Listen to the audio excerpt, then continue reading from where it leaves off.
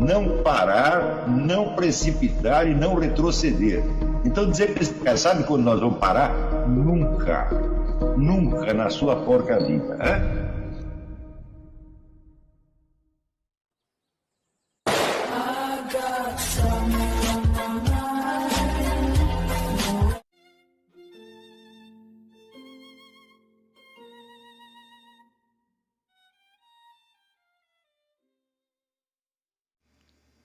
E aí pessoal, tranquilo? Então vem aqui antes do vídeo começar, pedir para vocês se inscreverem, quem não for inscrito, compartilhar, curtir, comentar. Quem puder seja membro do canal, que isso ajuda bastante. Tem também o link do Apoia-se. Quem puder ajudar nosso canal e apoiar financeiramente vai ser muito bem-vindo. Mas o mais importante é transmitir o conteúdo e os conhecimentos do professor Olavo de Carvalho para mais e mais brasileiros. Então compartilhe e ajude aí nossa causa. Muito obrigado a todos os membros, apoiadores do canal. Fico muito feliz. Tenho certeza que a gente está no caminho certo. Então fiquem com o vídeo e até mais. Valeu! Em geral, nas discussões públicas no Brasil sobre o que quer que seja, você dificilmente encontra alguém que saiba manejar as palavras além do seu significado dicionarizado. Significado dicionarizado que é tomado, quer dizer, de maneira espontânea e ingênua, como se fosse o próprio retrato da coisa, a própria descrição da coisa, que evidentemente não é. Então, isso quer dizer que as pessoas usam essas palavras de uma maneira inteiramente fetichista, acreditando que sabem do que está falando, porque o significado que elas usam corresponde àquele que está na cabeça da outra pessoa. Porém, a relação entre o significado referente, que é o objeto, a coisa, a situação a qual a palavra se refere, é sempre um negócio bastante complicado. Né? Então, para que você tenha alguma apreensão, captação do referente, você precisa muito mais do que o significado de uma palavra. Você precisa a capacidade de perceber o objeto, recordá-lo com toda a sua complexidade e, inclusive, em seguida, expressar os vários componentes que fazem com que ele seja aquilo que ele é. Eu, no dia 8 de março, eu publiquei um texto no Facebook a respeito de um fenômeno chamado sexo. O sexo é, evidentemente, uma coisa bem mais simples do que a personalidade, desde que ele é um dos componentes dela. E aqui eu faço algumas distinções que são sistematicamente ignoradas nas discussões públicas a esse respeito, levando a conclusões desastrosas e resultados catastróficos. Depois de você, eu vou ler isso aqui rapidamente, e depois de vocês tomarem conhecimento dessas distinções, vocês verão a que ponto são absurdas as discussões em geral sobre este assunto que tem aparecido na mídia. Quer dizer, parece que são realmente papagaios falando, um papagaio falando para um gravador, o gravador respondendo para o papagaio, e há apenas uma troca de palavras, não há nenhuma relação com o objeto real ao qual a conversa está supostamente se referindo. E essas distinções são absolutamente necessárias para um estudo da personalidade. Eu vou dar esse pequeno modelo, né, de apreensão de um objeto por trás da palavra que o designa, e em seguida aplicar isso ao estudo da personalidade. Tá? Então eu vou ler aqui. Em praticamente tudo que leio e ouço a respeito de sexo, desejo e amor, reina a mais tosca e pueril indistinção entre as experiências mais diversas associadas a esses termos, quase sempre tomados como sinônimos. No seu nível mais imediato e fisiológico, o desejo é um fenômeno puramente interno, produto da química hormonal sem objeto definido. Ou seja, o sujeito está sexualmente excitado, mas não com algo ou alguém em particular. Simplesmente o desejo aparece. Isso acontece frequentemente quando você acorda. Né? E que por isso mesmo pode ser em seguida projetado sobre qualquer objeto real ou imaginário.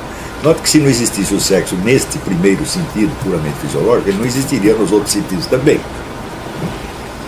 Bem diferente é o desejo despertado pela visão direta ou indireta de um objeto, de um corpo desejado. No primeiro caso, o desejo vem, por assim dizer, de dentro para fora, e no segundo caso, ele é atraído de fora. Né? Invariavelmente, o fator excitante é aí algum traço sexual secundário ao qual o sujeito seja particularmente sensível, peitos, traseiros, pernas, olhos, etc. Esse é o nível que corresponde tecnicamente à noção escolástica da concupiscência. Comentários de garotões de praia entre as transeuntes que lhes parecem gostosas são enciclopédias das expressões verbais que manifestam esse tipo de desejo. Quer dizer, você vê uma pessoa que você não sabe quem é, mas que tem um traseiro atraente, uma perna bonita, para você, naturalmente se sente atraído por isso. Você vê que aqui o caso é especificamente diferente do anterior. O anterior não precisa de um objeto, né? Ele é simplesmente, vamos dizer, um produto da sua dinâmica interna. No terceiro nível, o desejo não é despertado por nenhuma característica física mais saliente, mas por uma impressão geral, indefinida e não localizada, de beleza ou charme, quase uma aura mágica em torno do objeto desejado. Daí você não está fixado nem no traseiro, nem nos olhos, nem não sei o que, mas é uma impressão geral que você tem de uma pessoa inteira. Logo acima disso vem a paixão, o enamoramento, o coup de foudre, que torna o objeto uma presença obsessiva na mente do apaixonado. Ele não consegue mais parar de pensar naquilo, dia e noite. Então é aquela pessoa ocupa a imaginação dele e, de certo modo, o domina. Esta emoção é repleta de ambiguidades. Traz invariavelmente consigo a ansiedade, o medo da rejeição e aciona um conjunto de mecanismos psicológicos de defesa contra a frustração possível.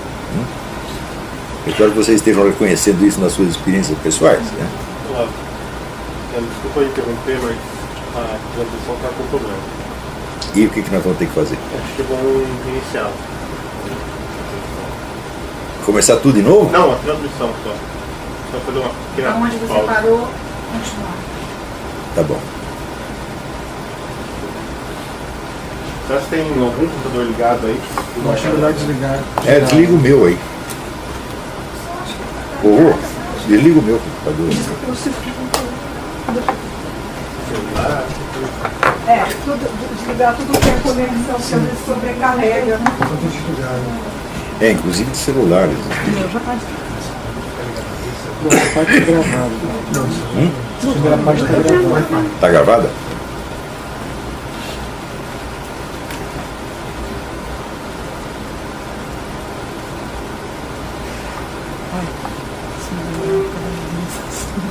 Pois é.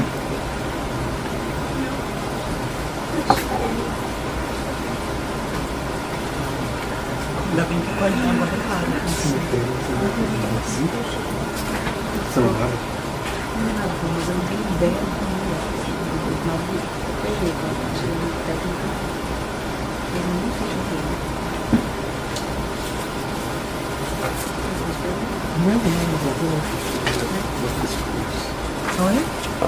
Office rooms, my office measures.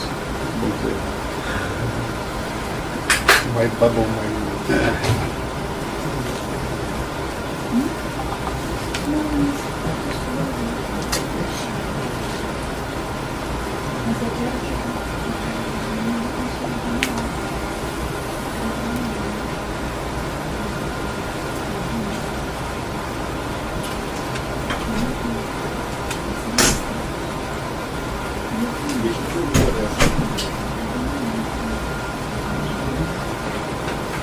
Foi aí?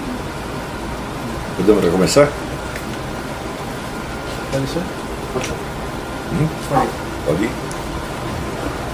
Então vamos lá, alguma interrupção técnica aqui, espero que não tenha mais nenhuma. Eu lembro daquele curso de realizações que tinha 20 interrupções técnicas.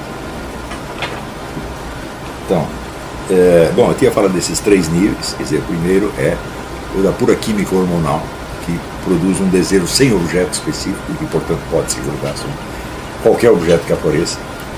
O segundo, o desejo despertado pela visão de um objeto. Portanto, no primeiro caso, o desejo vem de dentro para fora, no segundo, atraído de fora para dentro.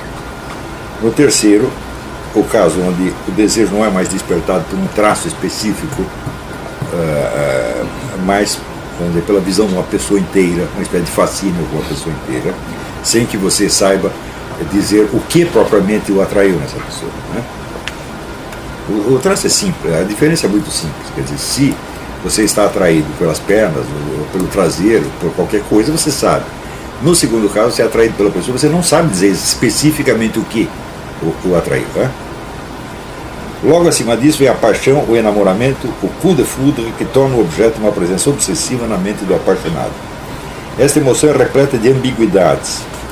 Traz inevitavelmente consigo a ansiedade, o medo da rejeição e aciona um conjunto de mecanismos psicológicos de defesa contra a frustração possível.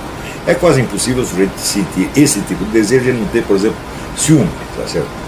Se ela vê o sujeito prestando atenção numa outra moça, ou ela vê o cara prestando, o homem vê a moça conversando com outro cara, já sente ciúme, e junto com o ciúme vê uma raiva, um desejo de vingança, uma coisa assim. Então é um estado cheio de ambiguidades, né?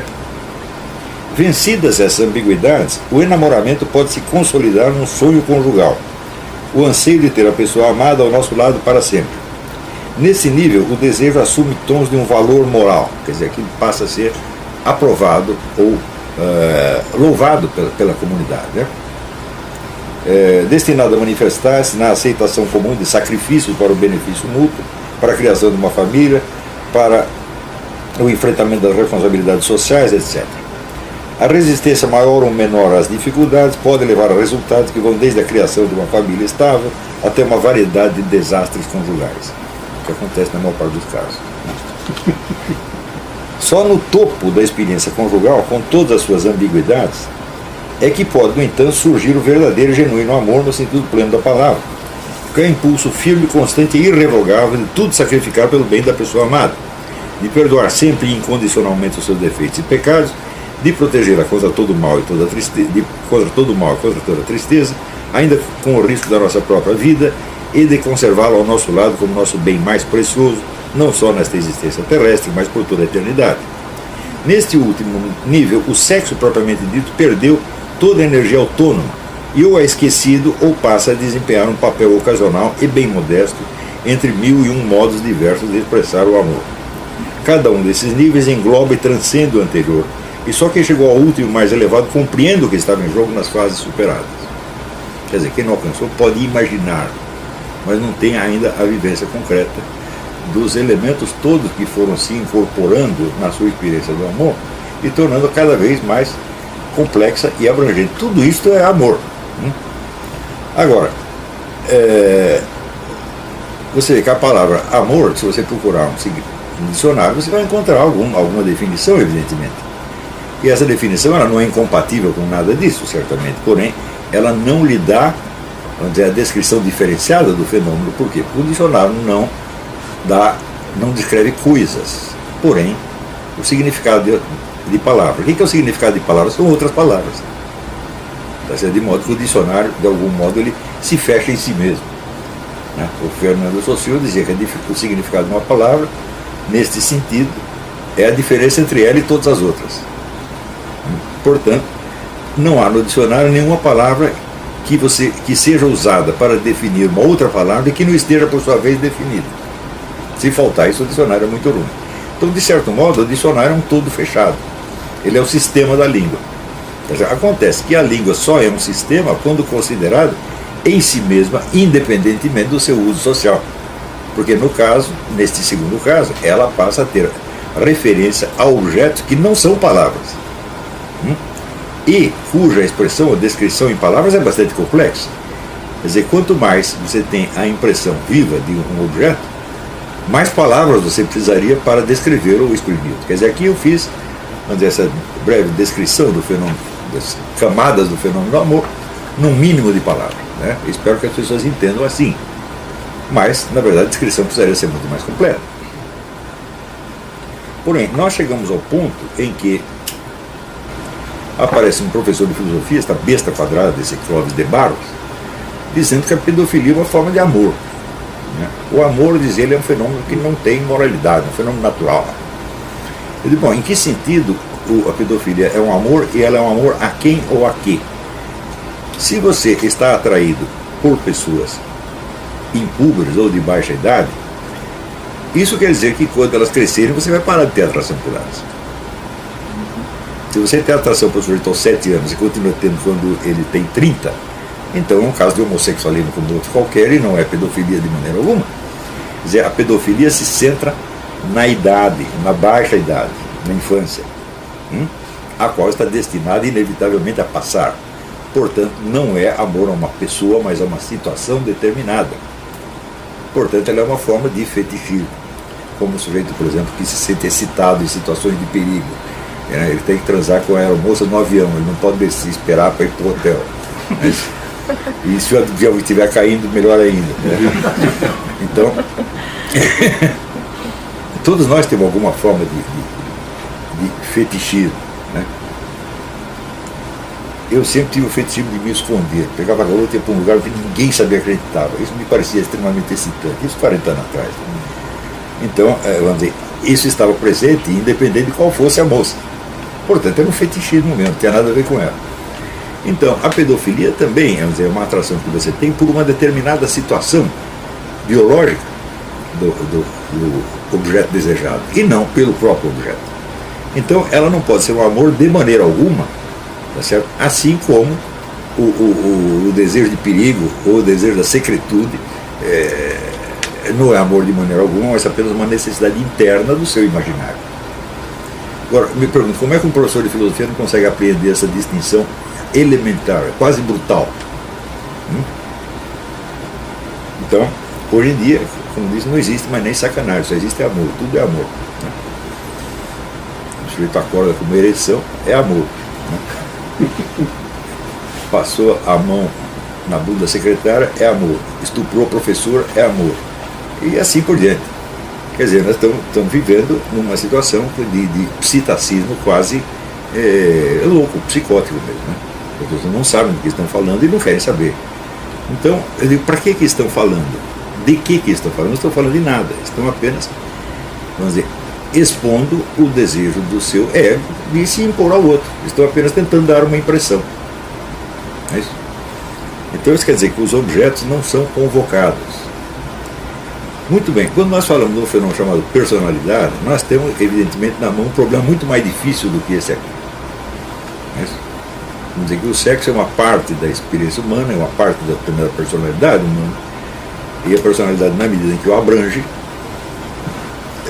e que pode até certo ponto ser caracterizada por estes 6 níveis, tá certo? Evidentemente requer uma atenção muito maior, né, aos seus componentes reais. Então, nós podemos perguntar o seguinte: como nós tomamos consciência de uma personalidade?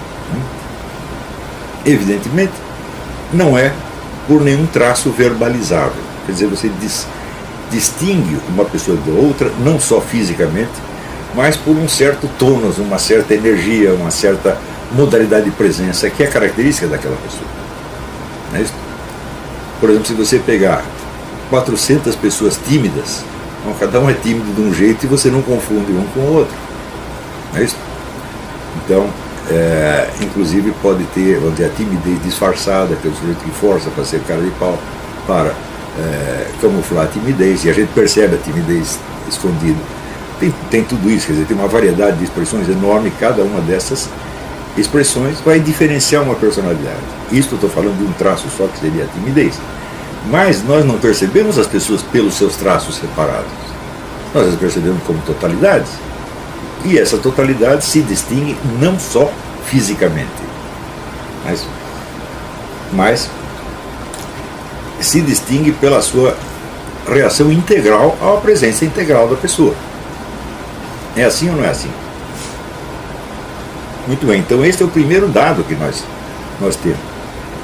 Se nós temos esse dado, nós sabemos que a tradução disso numa tabela de traços de personalidade que possam ser quantificados, por exemplo, X% de coragem, X% de brilho, de carisma, X% de preguiça, etc, etc, etc.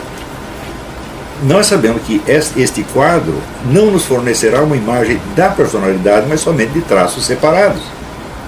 Porque esses traços na tabela estão separados. Tanto estão separáveis que qualquer desses traços pode ser quantificado, vamos dizer, numa proporção diferente. A gente pode ter 0% e o outro pode ter 100% de alguma coisa. Né? Então quer dizer que esses traços em si mesmos são separados. Mas na personalidade eles não aparecem separados. Eles estão todos juntos e eles só podem ser separados por abstração. Né? Portanto, quando você faz essa abstração, você já não está falando da pessoa concreta, mas apenas de um aspecto separado dela, comparado com o mesmo aspecto numa outra pessoa. É isso? Então, nós podemos conhecer a personalidade por esse meio? Não podemos conhecer de jeito nenhum. Nós podemos conhecer apenas, vamos dizer, o reflexo social de alguns hábitos ou características dessa personalidade. E, no entanto, durante anos, quase tudo que os psicólogos fizeram foi fazer essas tabelas e ver quais os traços que importavam, quais não importavam, quais podiam ser mais facilmente quantificáveis, quais não podiam, etc. Essa discussão levou um século. Né? Então, é por isso que eu digo, uma psicologia da personalidade propriamente, eu nunca encontrei. Eu não vejo isso em parte alguma. Então, uma psicologia da personalidade precisaria começar por colocar este problema, quer dizer, como é que eu tomo conhecimento de uma personalidade e por descrever esta experiência. Quer dizer, o que significa exatamente você perceber uma pessoa como pessoa, não somente como uma presença física. É isso? Mesmo quando você tem somente uma presença física de uma pessoa desconhecida, algo da personalidade dela você já capta. É quase impossível você não captar nada. É quase impossível nós captarmos uma pessoa somente como presença física. Não dá para fazer isso. Sempre alguma outra coisa a mais chamar a sua atenção. A posição, o tônus, né? O modo de vestir, várias coisas. Se você fosse fazer a lista, não acabaria mais. Você pegar um sujeito que você viu na rua, né? E o qual você percebeu, por exemplo, sei lá, que ele estava triste. Eu digo, muito bem, agora você me descreva todos os traços pelos quais você captou que ele estava triste. Você não consegue, tá certo? E, no entanto, o problema do conhecimento da personalidade consiste exatamente nesta descrição. Não é isso? Em segundo lugar, mesmo quando você percebe a personalidade, você não tem noção de quais são as fontes interiores dela. Porque quando você percebe a personalidade, ela já está pronta de algum modo. Claro que ela pode modificar em seguida, tá certo? Mas ela não apareceu inteira pronta, ela foi se formando de algum modo e você não conhece essa história. Portanto, você também não sabe dos traços percebidos quais aqueles que serão mais permanentes e quais os que podem desaparecer no instante seguinte. Não é isso? Então, para isso nós teríamos que recuar desde essa primeira impressão da personalidade para a sua fonte interior, isto é, como o problema dessa personalidade se colocou para o seu próprio portador. Ou seja, o problema do quem sou eu, ou do quem eu quero ser, ou de como eu estou parecendo, como as pessoas me veem. Todo mundo se colocou essas perguntas algum dia, e colocar-se essas perguntas é uma das matrizes da personalidade. Por exemplo, quando você percebe que você é sistematicamente mal interpretado. Você fala e as pessoas não entendem outra coisa. Certo? Isso acontece com muita gente. Não é isso? É natural que o sujeito pergunte o que está acontecendo comigo. Eu tenho uma inabilidade de expressão? Ou eu sou uma vítima da circunstância? O que está acontecendo? E este problema que ela se coloca será uma das matrizes da sua personalidade em seguida. A personalidade será afetada pelas conclusões a que ela chegue neste exame. E este tipo de perguntas nós fazemos sobre uma infinidade de coisas. Mas, por exemplo, vamos supor que você está num parque de diversões e tem aquela maquininha para você dar uma martelada e ver quanto que a bolinha sobe, né? Então você faz essa pergunta: quanto de força eu tenho realmente, né, comparado com os outros? E por que eu tenho mais ou tenho menos? É natural que você se coloque isso. Não é isso? Você vai ter um resultado pífio, você pergunta: o que há comigo? Eu estou doente? Ou eu sou sempre assim? Não é isso? Todos nós constantemente fazemos perguntas sobre a nossa personalidade e sobre o impacto que ela tem sobre os outros, e como esse impacto afeta a relação delas conosco. Na verdade, talvez esse seja o assunto do qual nós mais pensamos. Não é isso? Agora eu estou aqui dando uma aula, eu tenho que pensar assim, cada palavra que eu digo vai soar de uma certa maneira, e eu quero que as pessoas me entendam. Tá certo? Então, eu estou pensando assim, o que eu quero dizer, o que você ouviu, o que você entendeu, e como eu posso corrigir uma coisa pela outra. Isso quer dizer que pensar sobre si mesmo, você refletir sobre a sua personalidade é quase, vamos dizer, um ato reflexo. Nós estamos fazendo isso o tempo todo. Sem isso não há possibilidade de convivência possível. Se você retirar este elemento, sobra só a convivência automática. Tá certo? Então, ninguém está reparando propriamente em nada. É isso? Então,